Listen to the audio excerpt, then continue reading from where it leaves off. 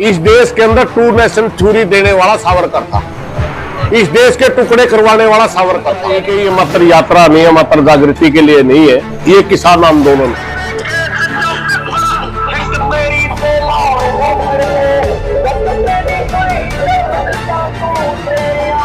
जितना गुनाहगार जिन्ना है देश तोड़ने का, इतना जो उससे बड़ा गुनाहगार सावरकर है। नेशनल राशि के नाम से जो पैसा आ रहा है उसको समझौते के तहत वितरित करो।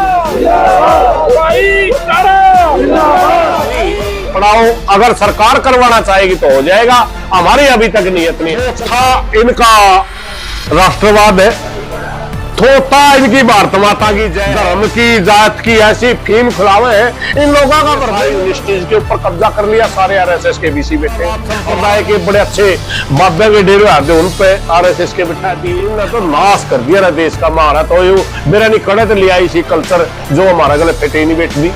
दोस्तों, हिसार के खरकड़ी गांव में है। खरकड़ी गांव में किसान अधिकार पद यात्रा जो 10 तारीख को खेड़ी चोपटा से चली थी और आज खरकड़ी में पहुंची है। 14 तारीख को मिनी सेक्रेटेरिएट पे इस पद यात्रा का समापन होगा।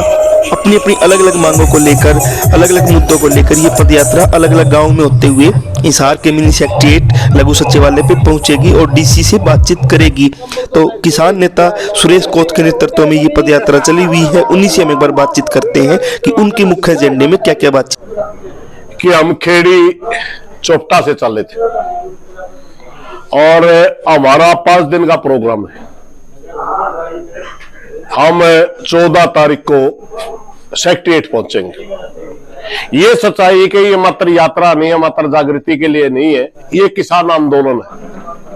क्योंकि यात्रा होती है कोई किसी चीज का मैसेज छोड़ना हो समाज में, या कोई चीज उभारनी हो, मुद्दे उभारने हो, ये इस तरह का प्रोग्राम नहीं है। ये है रिजल्ट लेने के लिए।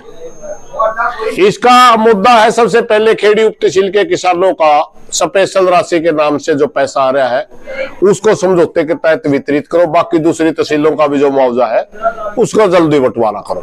आदमपुर का बकाया, बालसमंद का बकाया, जो उनको भी बंटवारा करो। दूसरा हमारा सबसे बड़ा मुद्दा जो उभर के आज जब हम यात्रा में चल रहे, किसानों का सबसे बड़ा मुद्दा उभर के आया, मदौड़ता लेकर अभी खरकड़ी है 2 दिन से चल रहे इसी एरिया में। शुरुआत में ही हमारी सोता से बनभोरी गई तो वहां पर किसानों ने कह दिया बारिश आने डूब जाए, तगड़ी तगड़ी पानी हो जाए, खेतों में फसल मर जाए, सारी 4 फसल होगी मर जाए। अब की बार तो जैसे समुद्र बन गया। अब की बार तो हालात ये थे कि आज तक विभिन्न गांवों में बिजाई नहीं हो रही गेहूं की भी। तो सबसे बड़ा मुद्दा ये निकल के आया, हमारी डीसी के माध्यम से सरकार से ये मांग है कि हम सेक्रेटेरिएट पे यात्रा लेकर के सिर्फ ज्ञापन दे के नहीं जा रहे। हम ये जो बारिश का पानी नुकसान करता है, घरों में बढ़ जाता है, गरीब आदमी का घर में बढ़ गया, खेता में किसान की फसल मारी गई, 4 फसल मर ली। इसका बारिश का मौसम आने से पहले पहले ठोस प्रबंधन हो। आप ड्रेनेज की व्यवस्था कर सकते हैं, आप रिचार्ज बोर लगवा सकते हैं, आप पाइपलाइन से कर सकते हैं, कुछ भी करिए, हमें नहीं पता। हमारा मतलब ये है कि बारिश का मौसम आने से पहले पहले हर गांव में ये सुविधा हो कि बारिश आए तो पानी से फसल ना मरे। तीसरा हमारा मुद्दा CHC सेंटरों के बीमे कैंसिल कर दिए। रिलायंस कंपनी की फसल बीमा के तहत अपने डिस्ट्रिक्ट में वो कंपनी है, जब प्रीमियम ले रहे थे तब तो इनको कोई ऑब्जेक्शन नहीं था। सरकार ने खुद कहा था कि आप प्राइवेट भी बीमा CHC में करवा सकते हो, वरना बैंक में होता था पहले, सिर्फ काटा जाता था। आज जब देने की बारी आई तो सारी पॉलिसी कैंसिल कर दी। हमने पता लगाया भी आप पॉलिसी कैंसिल क्यों कर रहे हो, तो हमारे को जवाब आया कि कई जगह त्रुटियां, एक फसल का 2 जगह आपने पॉलिसी ले ली। हमने कहा ये तो इंक्वायरी का विषय है, इसमें आप कैंसिल थोड़ा कर सकते हैं। कोई एक आदमी ने अगर गलत पॉलिसी ले ली, एक खेत की 2 जगह बीमा करवा दिया, आप इंक्वायरी करवाइए, उसको कैंसिल करिए, सबको कैंसिल कैसे कर सकते हैं। हमारी तीसरी मांग ये है कि उसकी इंक्वायरी करवा करके जो जायज पॉलिसी है उनको लागू करके फसल बीमा योजना का लाभ दिया जाए। चौथा हमारा विषय है कि सरसों पाड़ा तय सरसों मारी गई। हमारी सरकार ने घोषणा करी कि हम गिरदौरी करवा देंगे, स्पेशल गिरदौरी करवा रहे, और फसल नुकसान का आकलन करेंगे। मगर फसल कटने लगी, अब तक ना कोई गिरदौरी करवा रखी, ना कोई क्रॉप कटिंग करवा रखी। अगर बीमा ले रखा किसी भाई ने, उसकी तो क्रॉप कटिंग होनी है, और अगर किसी ने बीमा ले रखा उसकी गिरदौरी होनी है। मगर आज तक कोई भी, ना कृषि विभाग का कोई अधिकारी वहां जा रहा है, ना कोई पटवारी वहां जा रहा है, ना कोई कंपनी का आदमी है, कोई क्रॉप कटिंग वाला कुछ नहीं चल रहा। और सरसम कटने लग रही, फिर कब करोगे भाई? फिर खाली खेत का करोगे? हमारे साथ फिर छल करोगे कि आपका नुकसान ही नहीं था। एक हमारे पंजीकरण की करवा लिया बाजरे का, 52 की आपको लाभ देंगे किसान को। एमएसपी घोषित करें, पहला तो और किसानें खरीदते और सरकारें खरीदती रही है, सबसे पहले तो खरीदना चाहिए था। अब प्रधानमंत्री बाजरे की रोटी देता है और कहता मोटे अनाज का चलन कर रहे हैं। मोटे अनाज का अगर चलन आप करते तो कम से कम हरियाणा किसानों को तो अपना वो दे देते, एमएसपी दे देते बाजरे के ऊपर। मगर बाजरे की एमएसपी देने की बजाय भावांतर योजना दी। भावांतर योजना में कहते फिर पंजीकरण करवाओ, मेरा फसल मेरा ब्यूरो पे। हमने पंजीकरण करवा, उसमें पिक एंड चूज कर दिया गया, किसी को दे दिए, कोई छोड़ दिया। हमारा समझ में नहीं आई। हमारी 5वीं ये मांग है कि डीसी जो किसान बाकी रह रहे हैं उनको इस लाभ में शामिल कर करके 52 स्कीम का लाभ दिया जाए। हमारी ये मुद्दे आधारित यात्रा है, ये आंदोलन है, ये कुछ लेके जाने का है, मात्र कागज दे के वापिस नहीं है। हमारी स्पष्ट सी मांग है, सेक्रेटेरिएट में जाने से डीसी साहब हमें बात से बुलाए, जो वो हल कर सकता बताए, जो हल नहीं कर सकता तो सरकार से बात कराए। ये मांग हमारी। सर मेरा एक और सवाल है। रही आपके पास कहां से सूचना आएगी? पड़ाव हो जाएगा? पड़ाव वगैरह नहीं, पड़ाव अगर सरकार करवाना चाहेगी तो हो जाएगा। हमारी अभी तक नीयत नहीं, सरकार ने बातें नहीं करेंगे तो फिर हम इतने किलोमीटर तक चल के सारे पैर फोड़ दिए छाया में, फिर खाली थोड़ा जाया, खाली हाथ तो नहीं जाया जा सकता।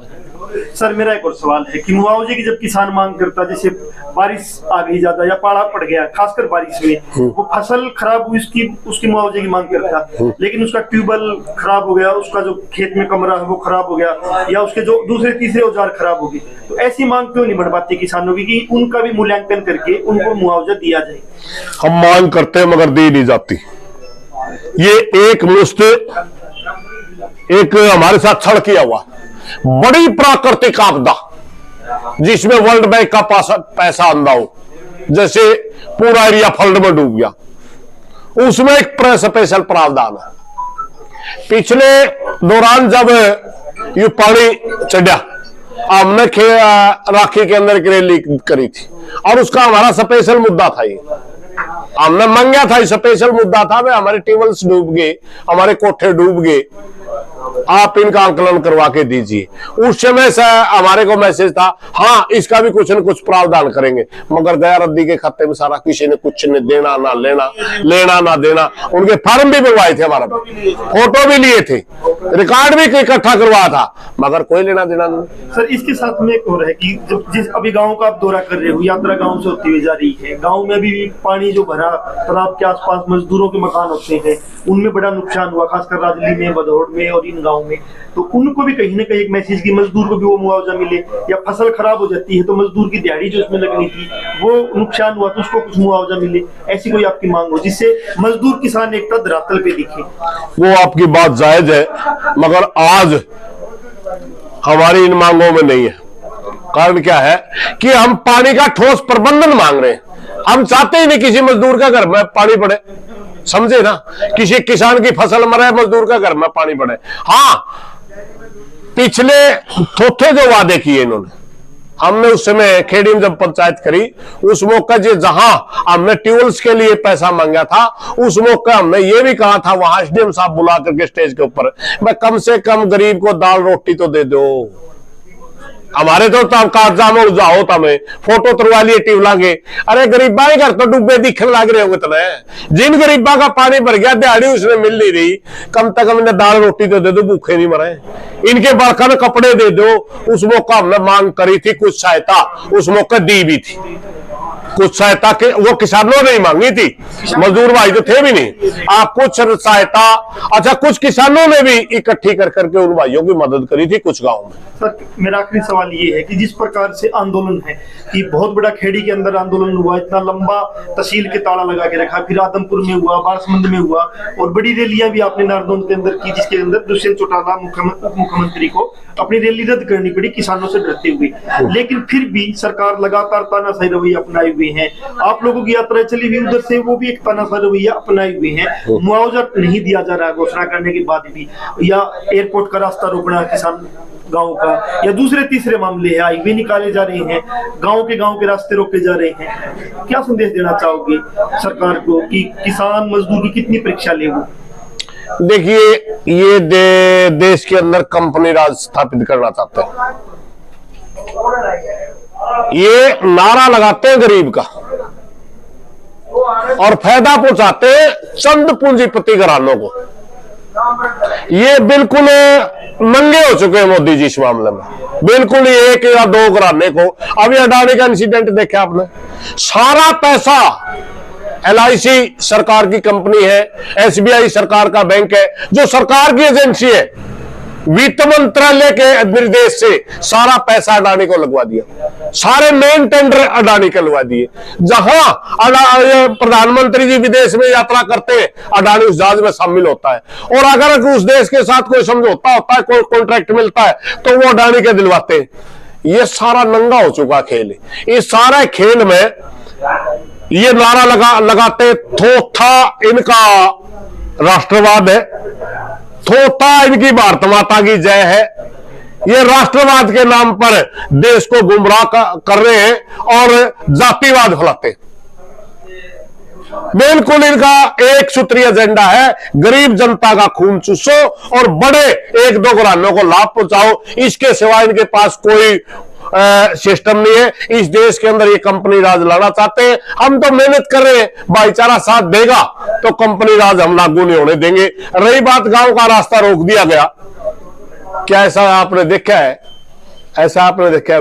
अगर जरूरी पड़ गया था रास्ता रोकना तो विकल्प तो देना था ना गांव वाले को, उनके साथ मिल करके मीटिंग करके उनको रास्ता देना था ना, मगर नहीं, तानाशाह तरीका एकदम फटाक नहीं रोक दिया। आप 25 किलोमीटर जाओ, 30 किलोमीटर जाओ, हमें कोई लेना देना नहीं। ये कोई तरीका थोड़ा है, मगर दुर्भाग्य है इस देश का। दुखी सारे, और जब बटन दाबड़ का टेम आवे फिर वो का इलाका है उन्हीं भैया का। तलवंडी राणा में आज भी सरकार का हक बोल रही आदमी पाएंगे, उनका रूप रखा है। पता नहीं धर्म की जात की ऐसी फीम खिलावे है, इन लोगों का भरमे नहीं उतरता यार। इतना गंदा तो आदमी नहीं है, पूरा देश तोड़ दिया इन्होंने। धार्मिक दंगे, राष्ट्रवाद के नाम पर दंगे करवाते हैं, धार्मिक दंगे। हमारे हरियाणा के अंदर राष्ट्रवाद के नाम पर जातिवाद फैलाते हैं, उसके बावजूद लोग समझ नहीं रहे। तो हम क्या करें भाई, हम तो आवाज उठा रहे हैं जहां तक हमारी आवाज पहुंच पाती। छोटे लोग हैं, थोड़े दूर तक आवाज पहुंचती है। अगर कोई प्रमुख हस्ती बोलना है तो देश में ज्यादा बात है। थोड़े छोटे आदमी भाईचारा तक पहुंचे, और तक हमें रोड़ा तो कर रहे हैं पूरा।